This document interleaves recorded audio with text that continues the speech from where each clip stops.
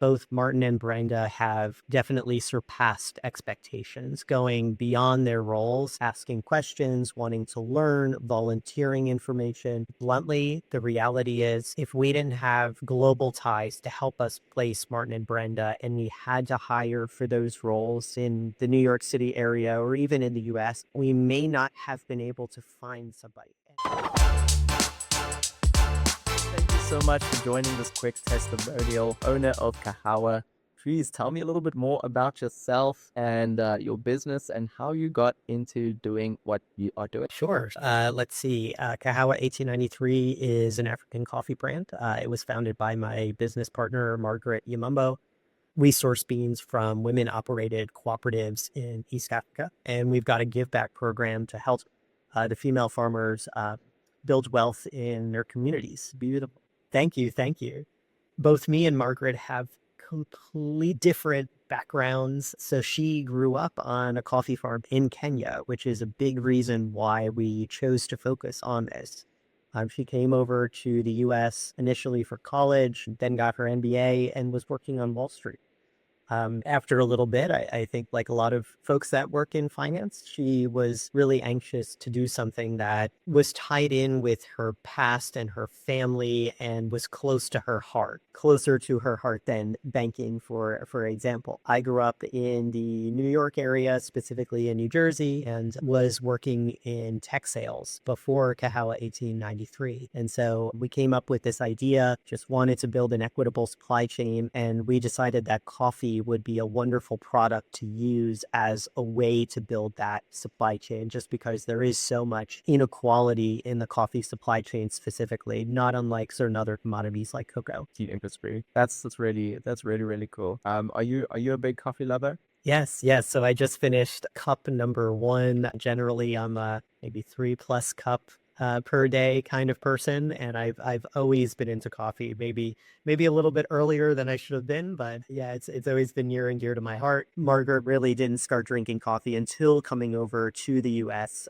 For college. Since most folks in Kenya, even though it's a big export, they actually drink tea at home. Interesting. And tell me, Corey, what led you to explore working with Globaltize? So, we're a startup and we have to operate leanly, but we also have to grow quickly. So there's a lot of tension there. And unlike software startups, for example, which I've been a part of previously, since you are working with a physical good, you need to operate with very, very slim margins. And I think when I was in software, I once had a boss tell me, well, our product is essentially 100% profit margin. We pay our developers to build it, and 1,000 people can use it, 10,000 people can use it. There's really like no difference to us. But that's not true with coffee. And so a lot of times folks in either coffee or even kind of generally in consumer packaged goods, they may operate on a 10, 5% margin, sometimes less, but you still do need labor to support the business. And so we had a positive experience partnering with an agency to hire a customer support team that has been fantastic. And then we felt like, oh, we can actually find really great talent overseas that can help us build this business, even with the constraints that we have. And we ended up partnering with Globaltize. So Globaltize has helped us place two really critical hires. Certainly the two most critical hires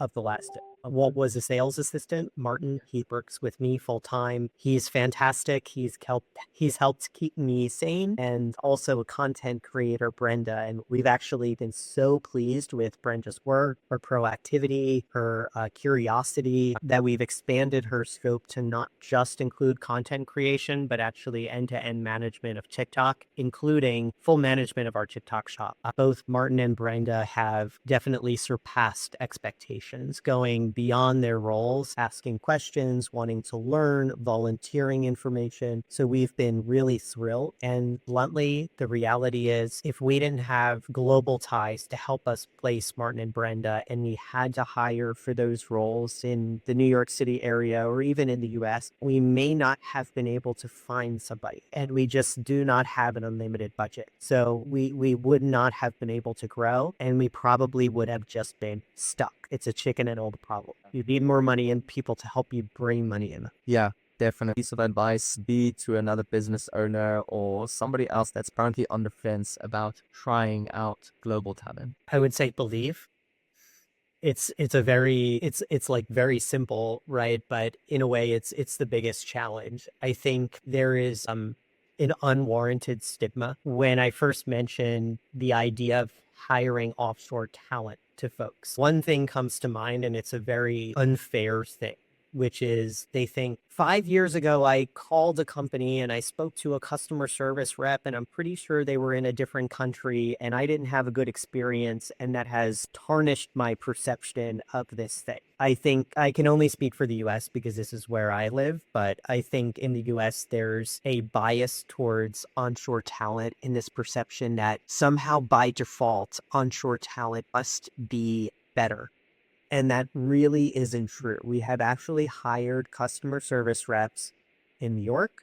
We've hired them in Michigan in the US. We've hired them in India and the Philippines. And I can tell you the folks in the Philippines and India were the best performers. We've found that they were the most reliable, they had the best attitudes, and there were no, just to get ahead of a common objection, there were no issues regarding a language barrier. And in fact, I have been shocked by how folks in other countries have somehow even picked up on US slang, which I would never expect. So we are a global economy now, and I think it's important that folks take a very different perspective. This is not what it was 5 or 10 years ago. In 2025, we're in a global economy, and people in different countries can work very, very well together. Said any better. And lastly, Corey, is there anything else for the listeners that you would like to share or add? I would say when I was interviewing candidates and, I asked them about their prior experiences, why they liked certain past employers, why they didn't. One thing that was mentioned by a few folks was this idea that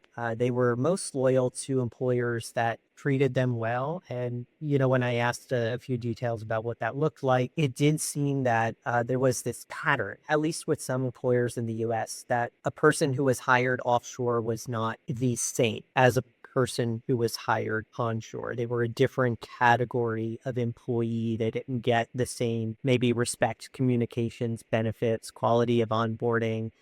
And I would encourage folks going into this process to consider your offshore talent to be equal in terms of standing. And we found that doing things like giving folks paid holiday time, for example, including them in all of the same meetings, new hire orientation, putting them into the same HRIS tools has ensured that there's no tiered system of employees.